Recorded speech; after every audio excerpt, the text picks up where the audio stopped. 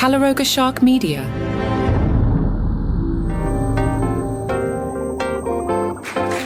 Hello, I'm Schrodinger's juror, Johnny Mack, with today's Daily Comedy News, a daily briefing on stand-up comedy, comedians, and the comedy industry, a sentence that the algorithm loves. So I don't know if I have jury duty or not, so I'm taping Thursday and Friday back-to-back. Today is political. If you don't like politics, you can skip today. I'll remind you, yesterday, I did like 5 minutes on John Mulaney beer, okay? But today we are serious because it was a State of the Union. I like this thing Tim Dillon posted on Facebook prior to the State of the Union. Here's how Tim envisioned it going. I think this is brilliant. Trump points to Erica Kirk, who's seated in the balcony. She stands up and takes out a mic. She begins to sing a song no one understands. Trump is swaying to the beat. He says she's top notch. Then Trump says, "We bombed Iran 5 minutes ago." Erica is now singing louder, and the words don't make any sense. Trump reprimands her and says, "Easy does it. You got to build to the chorus." Then Jeffrey Epstein and Ghislaine Maxwell stand up, a mix of cheers and boos. Trump says, "You two have caused me a lot of trouble." They both laugh. AOC rolls her eyes. A dominatrix walks shirtless Lindsey Graham in on a leash. Graham yells, "Death is the one true God." Erica Kirk is now scream singing to the point where everyone is uncomfortable. Trump is shaking his head, saying she's blowing it big time. Then Trump brings in the little kid from the last State of the Union, saying he's in ice now, and everyone cheers. Pretty much, if you've never listened to Tim Dillon, that's what Tim does. On the late night shows, Jimmy Kimmel said of the State of the Union, it was angry, right? It was an angry speech. The theme of the speech was all foreigners are murderers. Trump said 0 illegal aliens had been allowed in the United States on his watch, but the door is always open to those who come in to be his next wife, so that's something. Jimmy Kimmel continued, and you can send your letters to Jimmy Kimmel. "We have a nutjob wannabe king who's doing everything he can to censor opinions he doesn't want to hear. He has his goons arresting, incarcerating, and killing American citizens. He's got funding for cancer research and children's hospitals. He's gut funding for cancer research and children's hospitals while he rakes in literally billions of dollars for himself and his family. He's protecting pedophiles and won't explain it. He's lining the pockets of billionaires, all while neglecting the sick, the poor, the hungry, in the name of Jesus, by the way, who you can read all about in a Donald Trump edition of the God Bless the USA Bible. It is made in China and available for $99.99. That is the State of the Union." Kimmel added, "The speech went on so long, Chrissy Noem's dog shot himself." Stephen Colbert was live after the show. He joked that he dropped an edible and strapped in. Colbert described the State of the Union as, according to Trump's team, the official theme of the speech was America at 250, strong, prosperous, and respected. Though, if you have to say you're strong, prosperous, and respected, it kind of feels like you're not. Colbert noted Trump looked a little tired, but his hair was nice and fluffy. Yeah, did you notice that as the president was walking in? It was kind of could have used a brush. Colbert said, "Personally, I think he could have kept his head in the cotton candy machine a little bit longer." Jimmy Fallon, with his biting-edge commentary, noted that Trump's speech focused on his major accomplishments, and when those 8 seconds were up, he just riffed for an hour and a half. Wow, even Fallon getting in on the President of the United States. Fallon said, "And if you didn't want to watch Trump, there was an alternative State of the Union with Bad Bunny instead." Yeah, Trump walked into the Capitol where he saw members of the House, Senate, and Supreme Court and was like, "Oh crap, is this an intervention?" Second joke, Trump was greeted by the House, Senate, and Supreme Court, and he said, "Wow, everyone I ate in one room, amazing." Fallon said it was basically 2 hours of Trump telling us how great he is. I feel like we've been getting that State of the Union address every day since he took office. You know who to send your letters to. Tomorrow's fun, okay? I'm taping back-to-back. No politics tomorrow. Actually, a little politics. They asked Conan about politics. That's tomorrow. I'm Schrodinger's juror. Did I survive to see Scrubs last night? Who knows? None of us know. I pre-taped this at, what time is it? 1:13 in the afternoon. Hopefully I made it to 8 o'clock. Who knows? Is Friday the last episode ever? Did I like Scrubs? Am I on a jury? Who knows? If everything goes according to plan, Saturday's episode will be guest Pete Holmes, unless the United States District Court decides they would rather me talk to them than talk to Pete Holmes, and it will feel very bad if I have to cancel on Pete Holmes. So let's hope you tune in Saturday and hear Pete Holmes, at which point you would know I lived long enough to see Scrubs come back. I digress. Did you see the USA men's hockey team, gold winners, beat those Canadians, making the people up in Moose Antlers, British Columbia, pretty sad? USA, USA, USA. The hockey team came by the State of the Union. Michael Ian Black on social media posted, "One day, at least some of these hockey players will have to explain to their children why they allowed themselves to be used by a fascist." Bill Maher jokingly called for the end of the State of the Union. This on last week's Real Time. Maher said, nothing has misled the American people to the warped belief that the president can act like a king more than this stupid, boring, performative after-dinner speech from hell, with members of Congress lining the aisle like medieval peasants, hoping to touch the royal garments. Then he proceeds to tell Congress what he wants them to do, making it look like the president is in charge of everything, and it's he who sets the agenda. But that's not what it says in the opening manual, the Constitution. Bill Maher said that he will not tour as a stand-up. The 70-year-old is concerned about the political anger out there and worried he might get quote-unquote assassinated due to the political climate. On the Club Random podcast, February 23rd, while talking to guest John Mellencamp, Maher said, I never wanted to make an announcement because maybe I'll go back, but it doesn't seem like it now. First of all, I wouldn't want to be on the road right now. I feel like I got off the road at a very good time. There's just so much political anger out there. I could get shot from either side. They could get together and have a joint assassination. They all have a reason to get me. I just wouldn't want to be out there in the atmosphere we live in today. It's just chippy out there.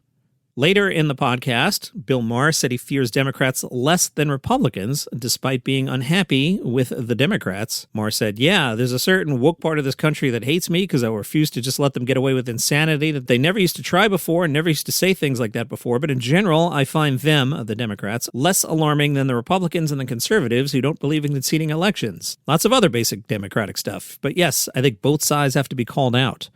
Bill wanted you to notice he was criticizing both parties and said, and I live in Hollywood. This town does not believe that. They do not believe in calling out both sides. A little kerfluffle in Houston. The House of Blues in Houston booked a show called The Right Side of Comedy. It's not until June 12th. The Right Side of Comedy would feature 3 conservative comics. People on social media are sad, one person posted on Instagram. Hosting this is so embarrassing. The marketing for the show is aimed at conservatives. They're calling it the Gulf of America Tour. Comedian Kenny Webster had posted on Facebook, I promised you all a big announcement for the 2026 Texas GOP convention, exactly 1 block from the convention on Friday, June 12th. This will be the biggest part of the event. More social media responses. One person wrote, uncensored, unwoke, unapologetic, unfunny. Kenny Webster wrote, the right side of comedy is a show that laughs at itself as much as others. We might lean a little to the right, but a lot of our jokes are aimed at Republicans. SNL creator Lorne Michaels once famously said his show pokes fun at the GOP more often than Dems because Democrats tend to take it personally, Republicans think it's funny. If people on social media are upset about our event, that really proves Lorne's point. We don't mind when people host pro-LGBTQ plus themed comedy shows or other left-leaning events. Why should we? Comedy before politics. Well, there was a follow-up to that. Kenny Webster in the Houston Chronicle wrote, when my buddies Jesse Payton, Alex Stein, and I hatched the plan to host the Right Side of Comedy, the Gulf of America Tour at the House of Blues this June, we thought we were geniuses. The Republican State Convention will conveniently be happening right next door, filled with attendees ready to buy tickets for a conservative stand-up. We pictured a packed house of folks who get our style, edgy but not evil, making fun of everybody, including ourselves. We booked it, posted the flyer, and went back to whatever losers like us do. Then the internet happened. Liberals saw the event posted on the House of Blues website and lost their minds. It was like we'd announced a show called Kicking Puppies for the GOP instead of just 3 dudes telling jokes. Next thing you know, my favorite local newspaper ran a story about the controversy, and conservatives swarmed the comments section with their own flavor of outrage. They weren't mad at us, thank God, but at the Libs for being mad and the Houston Chronicle for covering the story. He continues, in this day and age, getting canceled for comedy is practically a rite of passage. Kevin Hart lost his Oscars gig over decade-old tweets that were dumb but not evil. Yeah, I forgot that happened. That was a thing, wasn't it? Shane Gillis got bounced from SNL before he even landed a dressing room because of his old podcast bits. Dave Chappelle had Netflix staff walking out over trans jokes. Gilbert Gottfried lost his role voicing the Affleck Duck for being Gilbert Gottfried. If I recall correctly, that was after his post-9/11 joke. Sarah Silverman and Amy Schumer had to grovel over old satirical bits. The problems there were punchlines, not hate crimes. None of those comedians were bad guys. At worst, they were just not that funny. But apparently it's easier to get folks upset about bad comedians, or in my case, an excellent comedian and his 2 friends, than about things that actually matter. I like this next section, but here's the part that the clinically online canceled crowd conveniently ignores. Jesse, Alex, and I do a ton of charity work with our shows and events. We've raised money for veterans, local causes, children with cancer at the Sunshine Kids, you name it. Operation Comedy Therapy, benefit nights where tickets go to good stuff, help support disabled military veterans at Wheelchairs for Warriors, or find homes for shelter dogs at Citizens for Animal Protection. Even if you don't like our politics, even if you incorrectly believe our jokes aren't funny, you gotta admit that we're actually trying to do some good in the world. They had some more podcast awards. Now, I can't get excited about podcast awards. There are podcast awards maybe once a week, maybe 3 times a week. There's just too many. Everybody in podcasting, can we just stop with the award shows? We don't need 5,000 of them, okay? The Ampies had podcast awards. Conan O'Brien won Best Comedy Podcast. He also won Best Ad Read. Whatever. Comedy Survivor continues. Today is the last day to vote for, what are we in, week 7, week 8? I lost track. What you do is you go to the Facebook group, Daily Comedy News Podcast Group. There you will find a drawing of me extinguishing the torch of Jim Gaffigan. You'll see a list of who is still in the game, and you can vote one of those comedians off. Still in the game, Nikki Glazer, Kevin Hart, John Mulaney, Oskar Kotzka, Sebastian Maniscalco, Tig Notaro, Sarah Silverman, Leslie Jones, and Bert Kreischer. What you do is you write down a name and you say, I'd like to vote off whoever. Make it super clear so we don't have one of them there controversies. We don't need that. Comedy Survivor in the Facebook group, Daily Comedy News Podcast Group. You know what's back? Actual Survivor. I had no idea because Scrubs and Jackie Cation and Pete Holmes and the Knicks and the State of the Union, there's a lot of TV going on this week. But yeah, last night, Actual Survivor came back, and the reason I noticed it was Jeff Probst went on The Tonight Show with Jimmy Fallon. So see, that was a good promotional appearance because otherwise I would have a week from now went, wait, Survivor was on? We learned on The Tonight Show, starring Jimmy Fallon, that Jeff Probst is finally putting himself into the shoes of the contestants.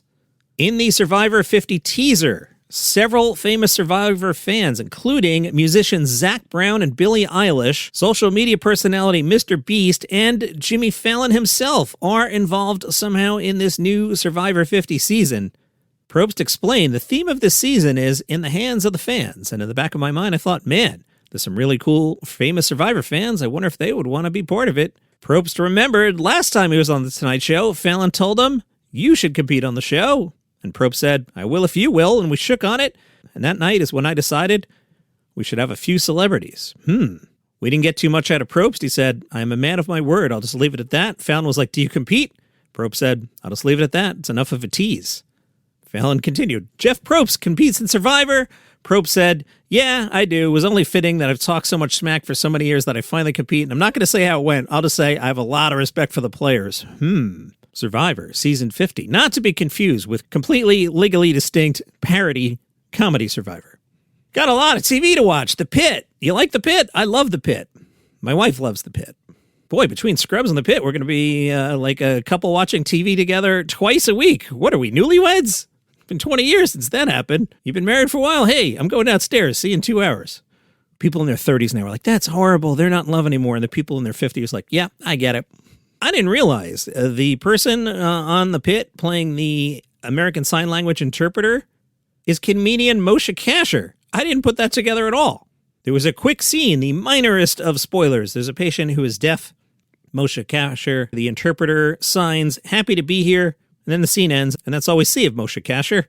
But Kasher wrote on Instagram, thus begins the saga of Jacob the interpreter. Interestingly, in real life, Kasher is a child of deaf parents, which resulted in him becoming a certified ASL interpreter in real life. Kasher said every child of deaf adults has essentially the same experience, which is a 15-year non-consensual sign language interpretation internship training program. Apparently, the son of TV's John Oliver is upset that baseball player Pete Alonso left the New York Mets for the Baltimore Orioles. The Baltimore Orioles posted this clip from Pete Alonso addressing John Oliver's son's concerns. Hey, what's up, John? It's Pete Alonso here. So I saw what your son had to say about being upset of me signing with the Orioles. But hey, he can always become an O's fan. Would love to extend an invitation to you and your family to come down to Camden for a game this year. And you guys can get out on the field for batting practice. And hopefully you guys come down, have some fun, and hope to see you soon. Go O's. And you may have seen that Martin Short's daughter, Catherine Elizabeth Short, passed away earlier in this week. Because of that, obviously, Martin Short and collaborator Steve Martin have postponed dates for their tour. The Milwaukee Miller High Life Theater posted just a very clean statement saying, due to unforeseen circumstances, Steve Martin and Martin Short's show, originally scheduled for Friday, February 27th in Milwaukee, has been postponed. Catherine was the eldest of 3 children Martin Short adopted with his late wife, Nancy. A representative for Short put out a statement saying it is with profound grief that we confirm the passing of Catherine Hartley Short. The Short family is devastated by this loss and asks for privacy at this time. Catherine was beloved by all and will be remembered for the light and joy she brought into this world. Catherine Short was 42 years old. And that's your comedy news for today.